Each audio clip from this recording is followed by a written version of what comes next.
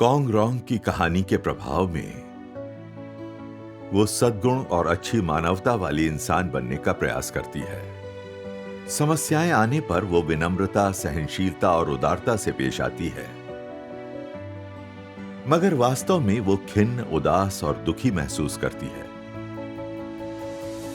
प्रार्थना करते हुए वो ईश वचन खाती पीती है। अंत में वो जान जाती है कि कॉन्ग रॉन्ग के नाशपाती देने के पीछे क्या रहस्य छिपा है।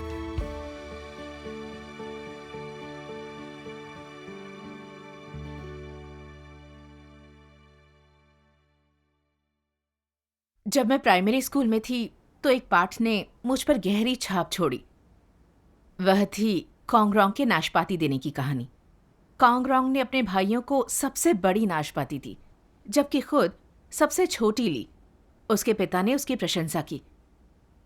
उसकी कहानी 3 कैरेक्टर क्लासिक में लिखी गई थी। तब मुझे लगता था कि उसका किरदार बेहतरीन था और मैं भी हमेशा से ऐसी ही बच्ची बनना चाहती थी। बचपन से ही मैं स्वादिष्ट या मज़ेदार चीज़ें पाना तो चाहती थी, पर कॉन्ग रॉन्ग की नकल कर इन्हें अपनी बहनों को दे दिया करती थी और उनके लिए कभी नहीं लड़ती थी। मेरी बहनें मुझे इसके लिए बहुत पसंद करती थीं। बड़े मेरी और भी ज़्यादा प्रशंसा करते थे और दूसरे बच्चों को मुझसे सीखने को कहते थे। इसने मुझे और भरोसा दिलाया कि लोगों में ऐसी मानवता होनी चाहिए। आस्था रखने के बाद मैं भाई बहनों से भी ऐसे ही पेश आई। कर्तव्य और जीवन दोनों में मैं कभी भी चीज़ों के लिए नहीं लड़ी। हर चीज़ में मैंने हमेशा दूसरों को सबसे पहले रखा। इसलिए भाई बहनों में मेरा स्वागत होता था। हर कोई कहता कि मैं सभी के साथ घुल मिल जाती हूँ, स्वार्थी नहीं हूँ और दूसरों का ध्यान रखती हूँ। ऐसे व्यवहार के लिए मुझे खुद पर बहुत गर्व था और मैं हमेशा सोचती थी कि मेरी मानवता अच्छी है। बाद में कुछ माहौलों में खुलासा होने पर मुझे आखिर चीज़ों पर अपने भ्रांतिपूर्ण विचारों की कुछ समझ मिली। इस साल जनवरी में नए सुसमाचार कर्मियों और सिंचन कर्मियों की तलाश थी, तो मुझे लगातार सिंचन कर्मियों की खोज करके प्रशिक्षित करना था।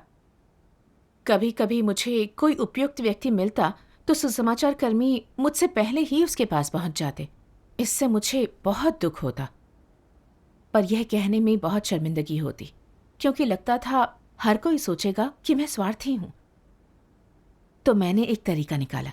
मैंने सिंचन उपयाजक से कहा कि जो लोग सिंचन के लिए ठीक हैं उन्हें सुसमाचार कर्मी ले जा रहे हैं। इसने सिंचन उपयाजक को सुसमाचार कर्मियों के प्रति पूर्वाग्रह से भर दिया। मिलकर काम करना मुश्किल हो गया। इसका पता चलने पर उच्च स्तरीय अगुवा मुझसे सख्ती से निपटी। कलीसिया में फूट और बाधा डालने पर मुझे उजागर किया। काटे छाटे और निपटे जाने से मुझे बहुत दुख हुआ, पर मैंने न आत्मचिंतन किया और न ही खुद को पहचाना। फिर एक दिन मैंने सुना कि लेसी नाम की एक बहन में अच्छी काबिलियत और समझ थी। वह सिंचन कार्य के लिए बहुत सही थी। तो मैं इस बहन के तबादले की बात लेकर कलीसिया अगुवा के पास गई, मगर बाद में सुसमाचार प्रचार के लिए लोगों की जरूरत पड़ी तो उन्होंने उसे प्रचार करने भेज दिया। यह खबर सुनकर मुझे बहुत दुख हुआ। मैं इस बारे में कलीसिया अगुवा से बात करना चाहती थी, पर सोचा कि ऐसा करने पर मेरे भाई बहन यही सोचेंगे कि मैं स्वार्थी हूं और चीजों के लिए लड़ना पसंद करती हूं। मैंने खुद से कहा, नहीं, मैं यह नहीं कर सकती। इस तरह मैं उदार और अच्छी प्रकृति वाली दिखूंगी। इसलिए मैंने अपनी नाराजगी दबा दी। मैंने पाखंड करते हुए कहा कि मैं लीसे के लिए खुश हूं। सिंचन और सुसमाचार कार्य दोनों ही परमेश्वर के घर के काम हैं। बाद में मैंने कलीसिया अगुवा को यह कहते सुना, भाई जेरोम में अच्छी काबिलियत है और वे संगति कर समस्याएं हल कर पाते हैं। मैं इस भाई को नए सदस्यों के सिंचन के लिए कहना चाहती थी, पर अचानक कलीसिया अगुवा ने कहा कि उसने उसे सुसमाचार कर्मी बनने भेज दिया था। मैं और सहन नहीं कर सकी। पिछली बार उसने बहन लीसे को सुसमाचार प्रचार करने को कहा था। उसने अगले व्यक्ति को भी सुसमाचार कार्य पर क्यों रखा? हमें सिंचन कार्य के लिए लोगों की सख्त जरूरत थी। तो मैंने कलीसिया अगुआ को स्थिति के बारे में बताया। मेरी बात सुनकर उसने कहा, चूंकि सिंचन कार्य में उसकी ज्यादा जरूरत है तो मैं उसे तुम पर छोड़ती हूं। मगर कलीसिया अगुआ ने पहले ही उसे सुसमाचार कार्य के लिए भेज दिया था। अब अगर मैं उसे लेने पर जोर दूंगी तो वह कहेंगी कि मैं स्वार्थी हूं और सिर्फ अच्छे लोगों को ही लेना चाहती हूं। इसलिए मैंने उसे सुसमाचार का प्रचार करने दिया। इससे लगा कि मुझ में अच्छी मानवता है और मैं दूसरों का ध्यान रखती हूं। समूह में मैंने संदेश दिया कि जेरोम एक अच्छा सुसमाचार कर्मी होगा और खुशी जताने वाली इमोजी भेज दी। दरअसल यह सब दिखावा था। मेरा मूड खराब था और मैं शिकायतों से भरी थी। अगुआ ने यह कैसे सोचा कि केवल सुसमाचार कार्य के लिए अच्छे लोग चाहिए? उसने हमारी वास्तविक कठिनाइयां नहीं देखी। जितना मैंने सोचा उतना दुखी हुई। कुछ दिन बाद फिर एक स्थिति बन गई। अगुआ ने हाल ही में विकसित कर्मियों पर रिपोर्ट मांगी।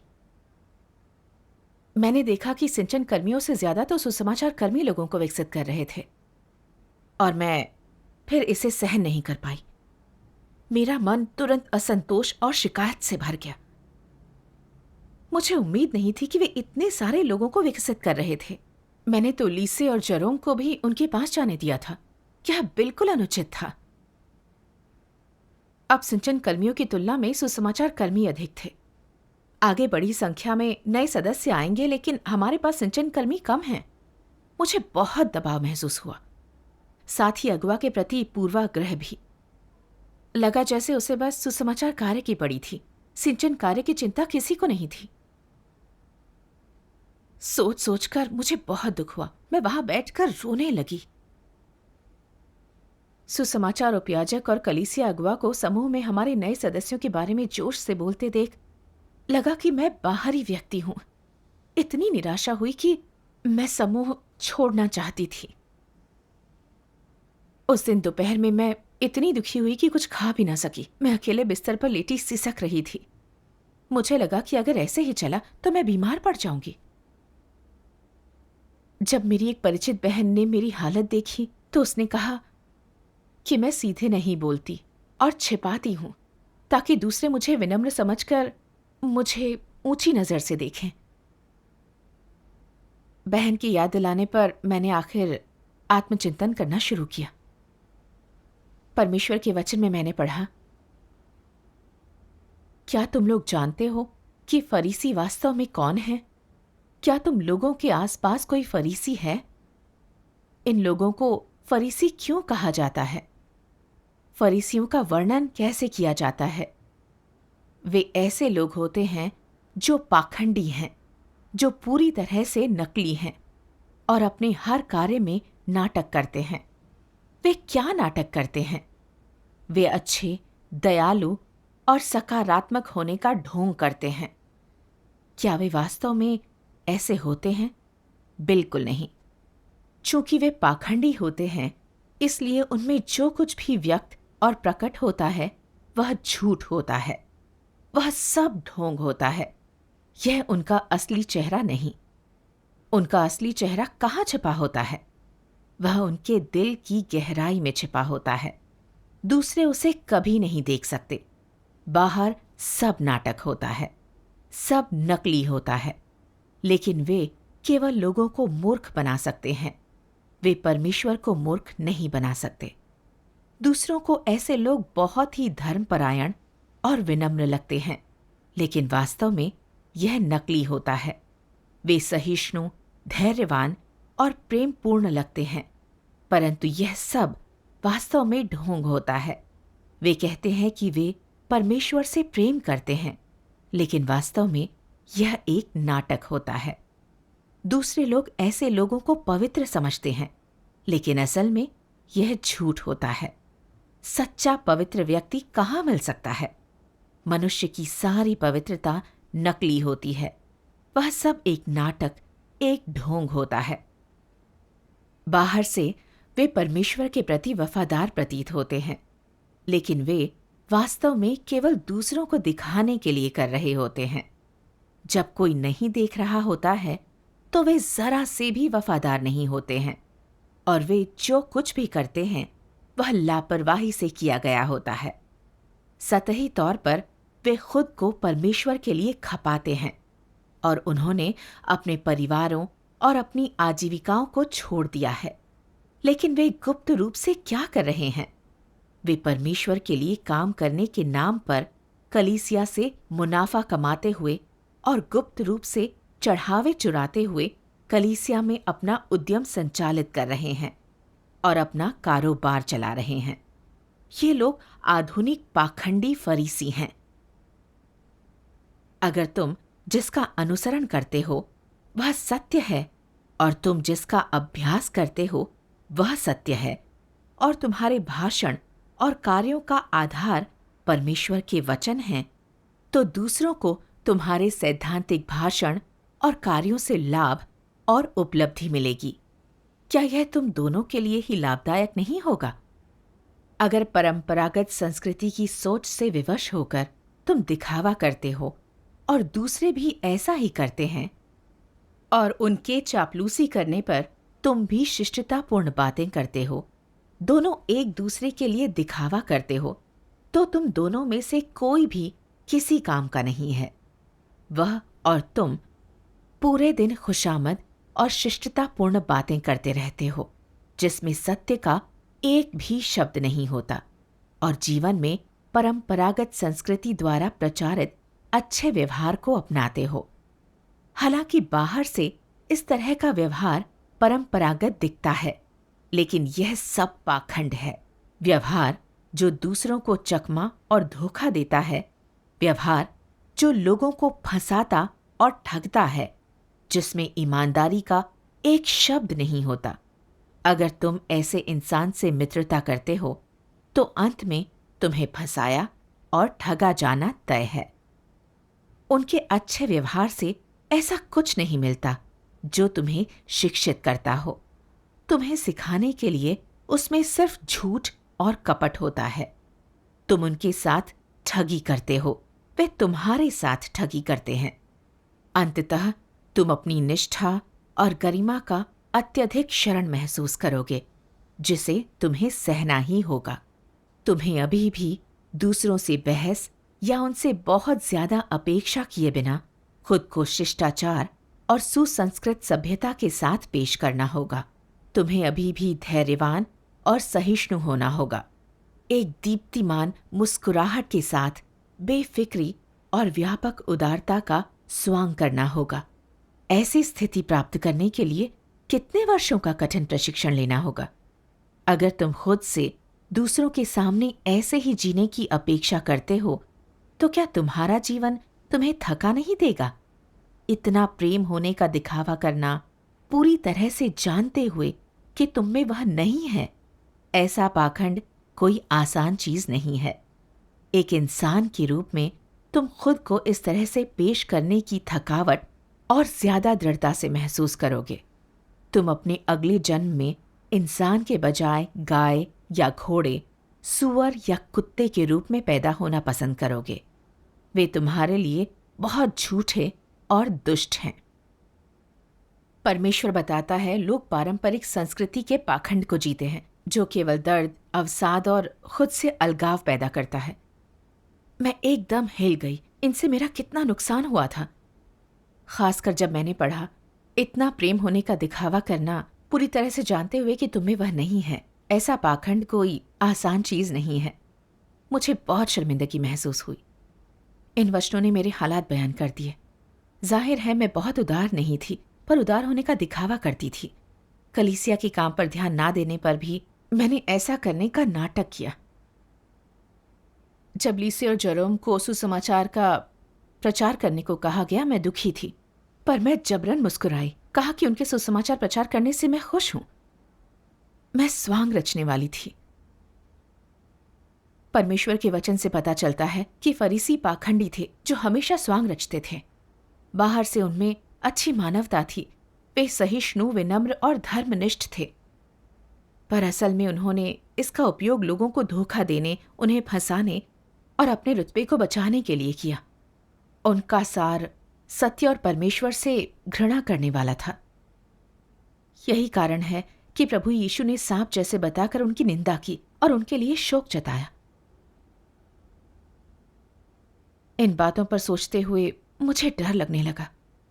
मेरा पाखंड बिल्कुल फरीसियों जैसा था। कर्मियों की नियुक्ति के मामले में मैंने दिखाया था कि मैं दूसरों से नहीं लड़ूंगी और मैं चाहती थी कि दूसरे इसके बदले मेरा अच्छा मूल्यांकन करें। मैंने कहा कि मैंने जो कुछ किया वह कलीसिया के हितों के लिए था, पर मुझे वास्तव में सिर्फ अपनी छवि का ख्याल था। चिंता थी कि सुसमाचार कर्मी मुझे स्वार्थी और बुरी मानवता वाली न कहें और मैं कलीसिया के काम पर ध्यान नहीं देती, इसलिए मैं खुद को रोकती थी। हालांकि मैं बाहर से उदार और सदाशयी लगती थी, पर मैं बहुत दर्द में थी और बहुत नाराज भी थी। मेरे मन में कलीसिया अगुवा और सुसमाचार उपयाजक के लिए भी पूर्वाग्रह था, मगर मैंने इन विचारों को छिपा दिया ताकि वे उन्हें जान न पाएं, सोचें कि मेरी मानवता अच्छी है और मैं कलीसिया के काम को बनाए रख सकती हूं। मैंने अपने इरादों और व्यवहार पर आत्मचिंतन किया तो मुझे अपने व्यवहार से घृणा हुई। मैंने बाहरी भले कर्मों से लोगों को धोखा देकर आकर्षित किया। मैंने अपनी छवि बनाई। मैंने जो कुछ कहा और किया वह परमेश्वर के लिए घिनौना था। फिर मैंने पारंपरिक संस्कृति और सद्गुणों का विश्लेषण करती परमेश्वर की संगति सुनी और आत्मचिंतन किया। किस तरह के पारंपरिक सांस्कृतिक विचारों ने मुझ पर काबू किया था, जिनके कारण मैं इतने पाखंड और कष्टों के साथ जी रही थी। मैंने परमेश्वर के कुछ वचन पढ़े। परंपरागत संस्कृति में कोंग-रोंग द्वारा बड़ी नाशपातियां दिए जाने की एक कहानी है। तुम लोगों को क्या लगता है, क्या कोंग-रोंग जैसा ना हो सकने वाला व्यक्ति अच्छा इंसान नहीं होता? लोग सोचा करते थे कि जो कोई कोंग-रोंग जैसा हो सकता है वह चरित्रवान और दृढ़ निष्ठा वाला, निस्वार्थ रूप से परोपकारी, अच्छा इंसान होता है। क्या इस ऐतिहासिक कहानी का कोंग-रोंग एक आदर्श व्यक्ति है जिसका सभी ने अनुसरण किया है? क्या लोगों के दिलों में इस किरदार की कोई खास जगह है? हाँ, उसका नाम नहीं बल्कि उसके विचार और अभ्यास, उसकी नैतिकता और व्यवहार लोगों के दिलों में जगह बनाते हैं। लोग ऐसी प्रथाओं का सम्मान और अनुमोदन करते हैं और वे आंतरिक रूप से कोंग-रोंग के सद्गुण की प्रशंसा करते हैं। बुद्धिजीवी परंपरागत संस्कृति से अत्यधिक प्रभावित होते हैं। वे उसे केवल स्वीकार ही नहीं करते, बल्कि अपने दिलों में परंपरागत संस्कृति के कई विचार और मत गहराई से अंगीकार करते हैं और उन्हें सकारात्मक चीजें समझते हैं। यहाँ तक कि वे कुछ प्रसिद्ध कहावतों को नीति वचन तक मानते हैं। ऐसा करके वे जीवन में भटक गए हैं। परंपरागत संस्कृति कन्फ्यूशीवाद की शिक्षाओं में सन्निहित है, जिनमें विचारधारा और सिद्धांतों का एक ऐसा समूह शामिल है जो मुख्य रूप से परंपरागत नैतिकता और संस्कृति को बढ़ावा देता है। राजवंशों के युग में इन शिक्षाओं को उन शासक वर्गों द्वारा अत्यधिक सम्मान दिया गया है जो कन्फ्यूशियस और मेंसियस को संतों के समान श्रद्धेय मानते थे। कन्फ्यूशीवाद की शिक्षाएं इस बात की वकालत करती हैं कि इंसान को परोपकार, न्याय, शिष्टाचार, बुद्धि और ईमानदारी बनाए रखनी चाहिए, जिसका अर्थ है कि समस्याएं सामने आने पर इंसान को पहले शांत और स्थिर रहना, दयालु होना, अपनी बात अच्छी तरह से कहना, प्रतिस्पर्धा या संघर्ष ना करना सीखना चाहिए और दूसरों का सम्मान हासिल करने के लिए उन्हें शिष्ट होना सीखना चाहिए। केवल ऐसा इंसान ही अपने व्यवहार में अनुकरणीय होता है। ऐसा इंसान खुद को आम लोगों से ऊपर उठा लेता है। उसकी नज़र में बाकी सभी को संतुष्ट और सहन करना होता है। ज्ञान का प्रभाव बहुत बड़ा है। क्या ऐसे लोग बहुत हद तक पाखंडियों जैसे नहीं लगते? ज्यादा ज्ञान पाकर लोग पाखंडी बन जाते हैं। ऐसे शिक्षित और परिष्कृत शिक्षाविदों के इस समूह का द्योतक वाक्यांश है, विद्वान योग्य शिष्टता। वे विशेष रूप से अपने कुलीन समाज के लोगों द्वारा अपनाए गए परिष्कृत तरीके का अध्ययन और अनुकरण करने के लिए निकल पड़ते हैं। चीजों पर चर्चा करते समय, एक दूसरे से बात करते समय उनका लहजा कैसा होता है? उनकी अभिव्यक्ति बहुत कोमल होती है और उनके शब्द परिष्कृत और सूक्ष्म होते हैं। वे केवल अपनी राय व्यक्त करते हैं। वे यह नहीं कहते कि दूसरे की राय गलत है, भले ही वे जानते हों कि वह गलत है। कोई दूसरे को इस तरह चोट नहीं पहुंचाता। उनके बोल बहुत कोमल होते हैं, मानो सूती कपड़े का हल्का सा स्पर्श हो। प्रमोद की पीड़ाहीन बातें जिससे सुनने वालों को घिन आ जाए, जो उन्हें उद्विग्न और क्रोधित कर दे। ऐसे लोग असल में आडंबरी होते हैं। वे छोटी से छोटी चीज में आडंबर करते हैं, बड़े करीने से बात करते हैं। कोई उसकी असलियत नहीं बता सकता। आम लोगों के सामने वे किस तरह की मुद्रा दिखाना चाहते हैं, वे किस तरह की छवि पेश करना चाहते हैं। वे कोशिश करते हैं कि आम लोग उन्हें विनम्र सज्जन समझें। सज्जन बाकी सबसे श्रेष्ठ होते हैं। वे प्रशंसनीय होते हैं। लोग सोचते हैं कि उनकी राय औसत इंसान की तुलना में ज्यादा महत्व रखती है और वे चीजों को बेहतर समझते हैं।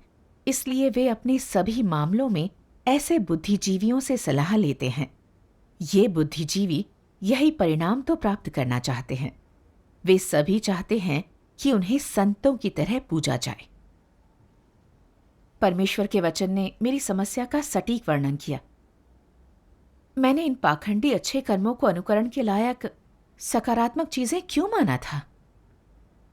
क्योंकि मैं कॉन्ग रॉन्ग के नाशपाती देने की कहानी से प्रभावित थी। मैं बचपन से ही इस विचार के साथ जी रही थी, लोगों को यह दिखाने के लिए कि मैं अच्छी बच्ची थी। बहनों को अपने बहुत से पसंदीदा खिलौने और स्नैक्स दे देती थी। बड़ी होने पर मैं विनम्र हो गई और हर मामले में उदारता दिखाती थी। हालांकि मैंने ऐसा बेमन से किया। मुझे लगा ये करके पता चलेगा कि मुझ में अच्छी मानवता है और मैं शिष्टाचार जानती हूँ। दूसरों का सम्मान पाने का यही एकमात्र तरीका था। इसलिए मैंने बेमन से यह सब सहा। परमेश्वर में आस्था रखने के बाद भी मैंने इस पारंपरिक धारणा को सत्य मानकर अभ्यास किया। इन 2 कर्मचारियों की नियुक्ति के मामले में मैं खुद को रोकती रही। साफ तौर पर सिंचन कर्मियों की कमी थी, पर मैंने निस्वार्थ भक्ति का मुखौटा लगाकर सिंचन के लिए उपयुक्त दोनों लोगों को सुसमाचार का प्रचार करने दिया। इसने मुझे बहुत नेक और उदार दिखाया, पर असल में मैं इतनी निराश थी कि कर्मियों की कमी के कारण कई बार छिपकर रोई। मेरे मन में कलीसिया अगुआ के प्रति पूर्वाग्रह पैदा हो गया और आखिर सिंचन का काम प्रभावित हुआ। इस तरह देने का क्या मतलब था? अपनी अच्छी छवि बनाने के लिए मैंने कॉन्ग रॉन्ग की तरह खुद को नेक दिल दिखाया, कलीसिया के काम की परवाह नहीं की। मैं निश्चित ही एक पाखंडी थी। अगर मुझे सचमुच कलीसिया के काम की चिंता होती तो मैंने सिंचन कार्य की असल जरूरतों के अनुसार कर्मियों की अपनी जरूरत को समझा होता, पर अपनी छवि बचाने के लिए मैंने सिद्धांतों का पालन नहीं किया। यहां तक कि जब कर्मियों की कमी से सिंचन का काम प्रभावित हुआ, तब भी मैंने खुशी खुशी लोगों को जाने दिया। मैंने सिंचन कार्य में देरी की कीमत पर दूसरों की प्रशंसा हासिल की। कोई ताज्जुब नहीं कि परमेश्वर ऐसे लोगों को पाखंडी कहता है। मुझे एहसास हुआ कि मेरा व्यवहार वास्तव में झूठा था। बाद में मैंने परमेश्वर के कुछ वचन पढ़े जिन्होंने मुझे हिला दिया। तुम लोगों को स्पष्ट रूप से पता होना चाहिए कि सद्गुण के बारे में किसी भी प्रकार का कथन सत्य नहीं है। वह सत्य का स्थान तो बिल्कुल नहीं ले सकता। वे सकारात्मक चीजें भी नहीं हैं। यह निश्चित रूप से कहा जा सकता है कि सद्गुण पर ये कथन धर्म विरोधी भ्रांतियां हैं, जिनसे शैतान लोगों को बहकाता है। वे अपने आप में सत्य की वास्तविकता नहीं हैं, जो लोगों में होनी चाहिए। न ही वे सकारात्मक चीजें हैं जिन्हें सामान्य मनुष्यों को जीना चाहिए। सद्गुण के बारे में ये कथन जालसाजी, ढोंग, झूठ, फरेब और चालबाजियां हैं। ये कृत्रिम व्यवहार हैं और मनुष्य के ज़मीर और विवेक या उसकी सामान्य सोच से बिल्कुल भी उत्पन्न नहीं होते।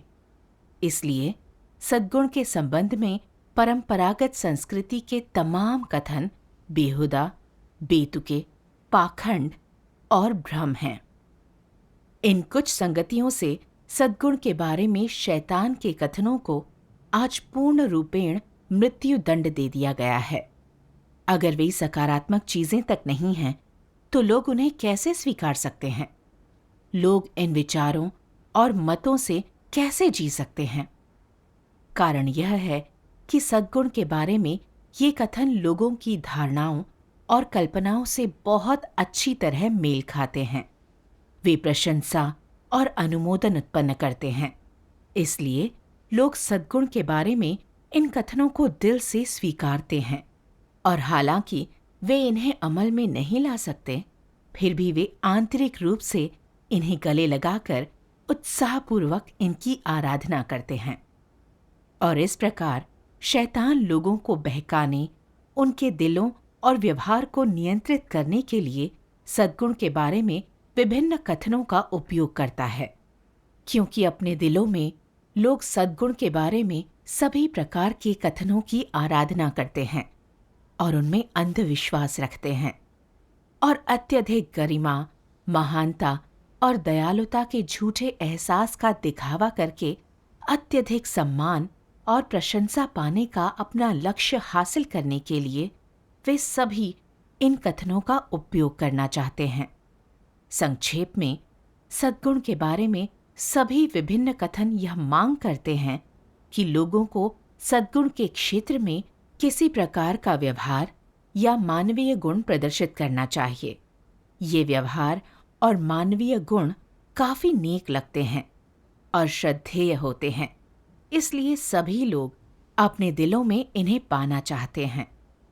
लेकिन उन्होंने इस बात पर विचार नहीं किया होता कि सद्गुण के बारे में ये कथन व्यवहार के वे सिद्धांत बिल्कुल नहीं हैं जिनका सामान्य इंसान को पालन करना चाहिए। इसके बजाय वे विभिन्न प्रकार के पाखंडी व्यवहार हैं जिनका व्यक्ति स्वांग कर सकता है। वे ज़मीर और विवेक के मानकों से अलग जाते हैं, सामान्य मनुष्य की इच्छा के विरुद्ध जाते हैं। शैतान सद्गुण के बारे में झूठे और बनावटी कथनों का उपयोग लोगों को बहकाने, उनसे अपनी और उन पाखंडी तथाकथित संतों की आराधना करवाने के लिए करता है, जिससे लोग सामान्य मानवता और मानवीय व्यवहार के मानदंडों को साधारण, सरल, यहाँ तक कि तुच्छ चीजें समझें। लोग इन चीजों का तिरस्कार करते हैं और इन्हें पूरी तरह से बेकार समझते हैं। ऐसा इसलिए है क्योंकि शैतान द्वारा समर्थित सद्गुण के कथन आंख को बहुत भाते हैं और मनुष्य की धारणाओं और कल्पनाओं से बहुत मेल खाते हैं। हालांकि तथ्य यह है कि सद्गुण के बारे में कोई भी कथन, चाहे वह जो भी हो, एक ऐसा सिद्धांत है जिसका लोगों को अपने व्यवहार या दुनिया में अपने लेन देन में पालन करना चाहिए। सोचो, क्या ऐसा नहीं है? सार में, सद्गुण के कथन लोगों से सिर्फ सतही रूप से ज्यादा सम्मानजनक, नेक जीवन जीने के लिए कहते हैं, जिससे दूसरे उनकी आराधना या प्रशंसा करें, उन्हें नीचा ना दिखाएं। इन कथनों का सार दर्शाता है कि ये सिर्फ लोगों से यह मांग करते हैं कि वे अच्छे व्यवहार के जरिए सद्गुण प्रदर्शित करें, जिससे भ्रष्ट मनुष्य की महत्वाकांक्षाएं और फालतू इच्छाएं छिपाई और नियंत्रित की जा सकें। मनुष्य की दुष्ट और घृणित प्रकृति और सार पर पर्दा डाला जा सके। ये सतही रूप से अच्छे व्यवहार और अभ्यासों के जरिए व्यक्ति का व्यक्तित्व उभारने के लिए है, दूसरों के मन में उनकी छवि निखारने और उनके बारे में व्यापक दुनिया का अनुमान संवारने के लिए है। ये बिंदु दर्शाते हैं कि सद्गुण के कथन मनुष्य के आंतरिक विचारों और मतों, उसके घृणित चेहरे और उसकी प्रकृति और सार को सतही व्यवहार और अभ्यासों से छिपाने के लिए हैं। क्या ये चीजें सफलतापूर्वक छिपाई जा सकती हैं? क्या इन्हें छिपाने की कोशिश करने से ये और ज्यादा स्पष्ट नहीं हो जाती? लेकिन शैतान इसकी परवाह नहीं करता। उसका उद्देश्य भ्रष्ट मनुष्यों का घिनौना चेहरा ढकना, मनुष्य की भ्रष्टता का सत्य छिपाना है। इसलिए शैतान लोगों को खुद को छिपाने के लिए सद्गुण की स्वभावजन्य अभिव्यक्तियां अपनाने के लिए प्रेरित करता है, जिसका अर्थ है कि वह सद्गुण के नियमों और व्यवहारों का उपयोग कर मनुष्य का रूप साफ सुथरा बनाता है, मनुष्य के मानवीय गुण और व्यक्तित्व उभारता है, ताकि वे दूसरों से सम्मान और प्रशंसा पा सकें। मूल रूप से सद्गुण के बारे में ये कथन यह निर्धारित करते हैं कि इंसान अपने व्यवहार के आधार पर महान है या नीच। परमेश्वर के वचन पढ़ने के बाद मुझे समझ आया कि मेरा नजरिया हमेशा गलत रहा था, जो यह था कि मैंने पारंपरिक संस्कृति के गुणों को किसी व्यक्ति की मानवता के अच्छे या बुरे होने का मानक माना था। मैंने गलती से सद्गुण को सत्य की तरह देखा, सोचा कि सद्गुण वाले लोगों में अच्छी मानवता होती है। दरअसल सद्गुण वह जीवन सिद्धांत नहीं जिसका लोगों को पालन करना चाहिए। देखा जाए तो यह पाखंड का काम है। इसके द्वारा शैतान लोगों को धोखा देता और भ्रष्ट करता है। शैतान पारंपरिक संस्कृति द्वारा लोगों को जीवन यापन के नैतिक मानक सिखाता है, ताकि वे खुद को और अंदरूनी भ्रष्टता को छिपाने के लिए बाहरी अच्छे कर्मों का उपयोग करें और दूसरों का ज्यादा सम्मान पाएं। नतीजतन लोग और ज्यादा धोखेबाज हो जाते हैं। मैंने देखा कि मैं भी ऐसी ही थी। मैं पारंपरिक संस्कृति के गुणों को अपने कर्मों की कसौटी मानती थी। हालांकि लगता था कि मैं चीजों के लिए लड़ती नहीं, दूसरों के साथ अच्छी बनती है, पर असल में मैं खुद को अच्छे कर्मों के लिए मजबूर करती थी, ताकि लोग कहें कि मैं अच्छी हूं और उनके मन में मेरी अच्छी छवि बनी रहे। मैं कहती कि मैं कलीसिया के काम पर विचार कर रही थी। मैं बहुत धोखेबाज थी। बाद में मैंने परमेश्वर के वचन में पढ़ा, जो व्यक्ति सत्य समझता है उसे सद्गुण के संबंध में परंपरागत संस्कृति की विभिन्न उक्तियों और मांगों का विश्लेषण करना चाहिए।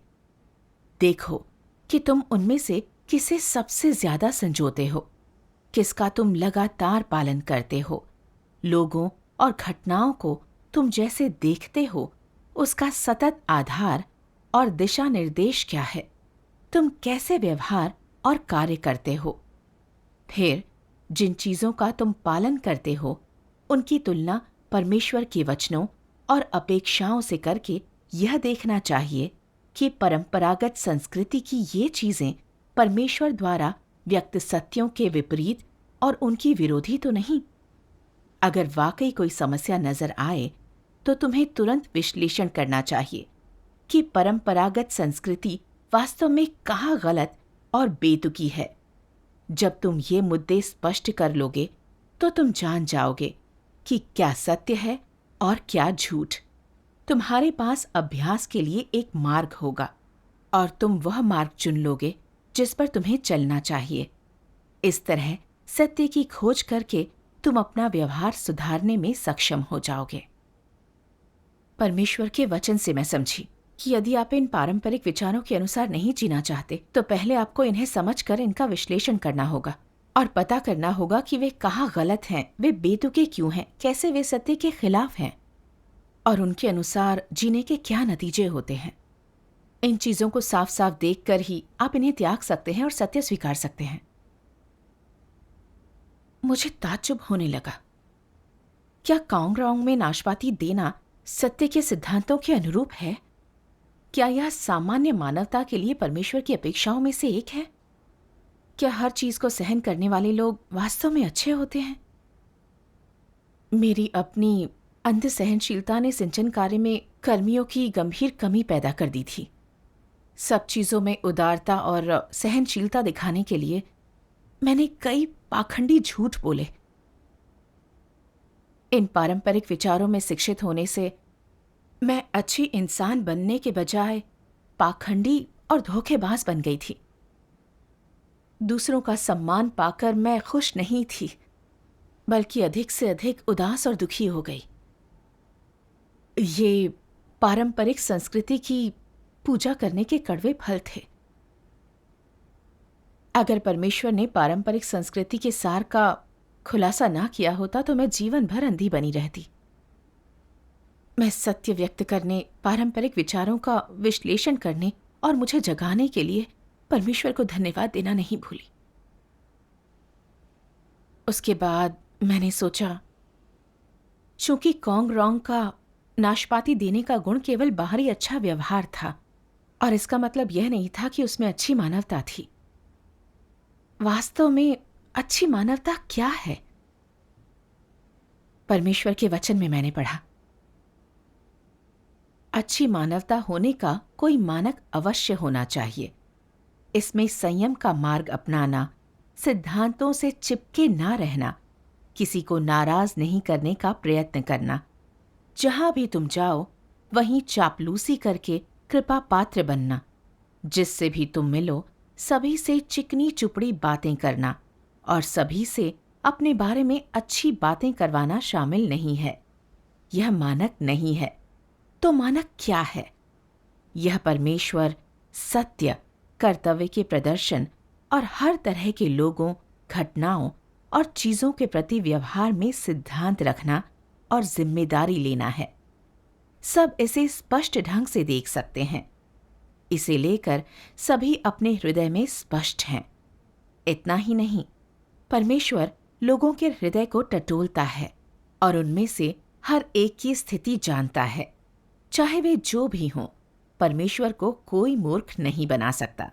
कुछ लोग हमेशा डेंग हाँकते हैं कि वे अच्छी मानवता से युक्त हैं, कि वे कभी दूसरों के बारे में बुरा नहीं बोलते, कभी किसी और के हितों को नुकसान नहीं पहुंचाते, और वे यह दावा करते हैं कि उन्होंने कभी अन्य लोगों की संपत्ति की लालसा नहीं की। जब हितों को लेकर विवाद होता है, तब वे दूसरों का फायदा उठाने के बजाय नुकसान तक उठाना पसंद करते हैं और बाकी सभी सोचते हैं कि वे अच्छे लोग हैं। परंतु परमेश्वर के घर में अपने कर्तव्य निभाते समय वे कुटिल और चालाक होते हैं। हमेशा स्वयं अपने हित में षड्यंत्र करते हैं। वे कभी भी परमेश्वर के घर के हितों के बारे में नहीं सोचते।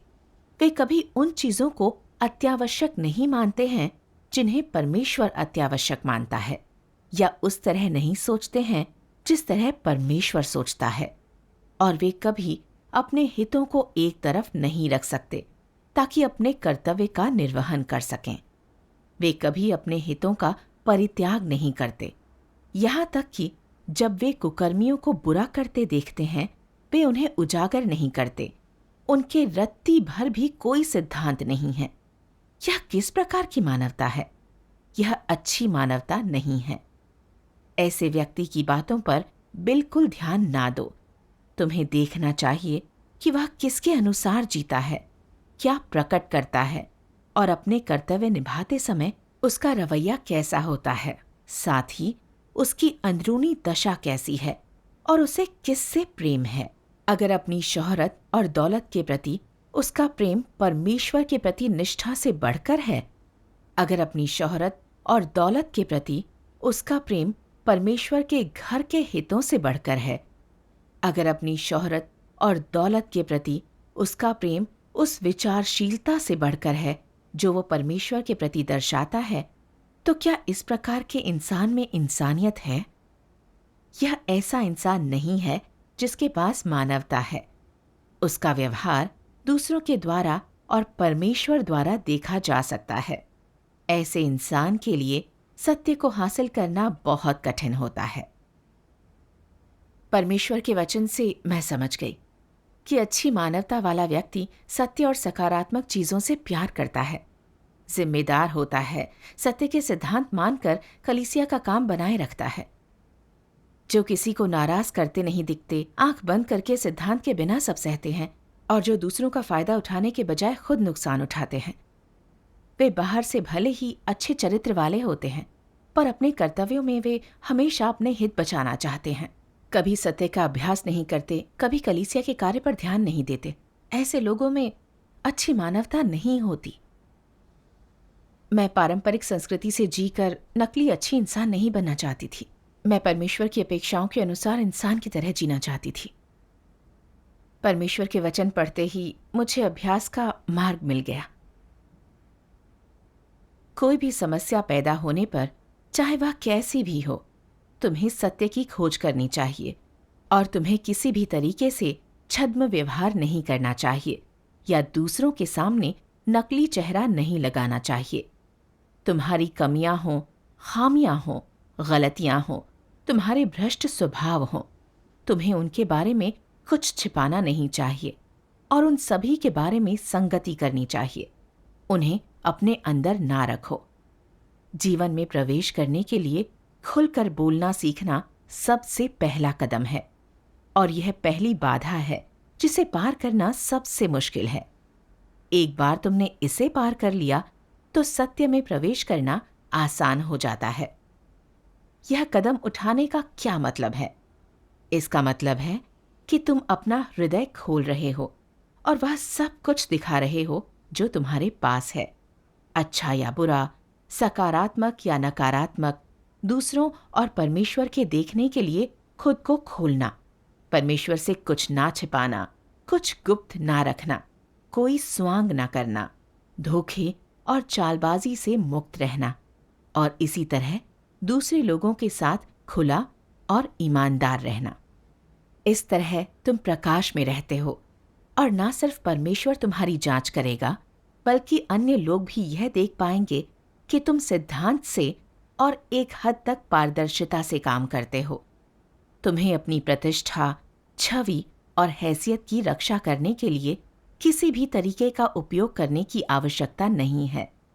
ना ही तुम्हें अपनी गलतियां ढकने या छिपाने की आवश्यकता है।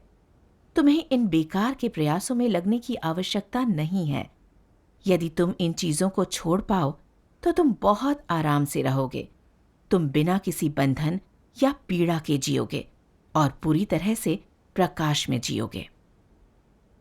परमेश्वर के वचन से मैं समझ गई कि झूठी छवि के लिए खुद को छिपाना नहीं चाहिए, बल्कि मुझे एक ईमानदार, सरल और सच्ची इंसान बनना चाहिए। मुझे अपनी समस्या के बारे में खुलकर बात और संवाद करना चाहिए ताकि मेरे भाई बहन मेरी ठीक से मदद कर सकें।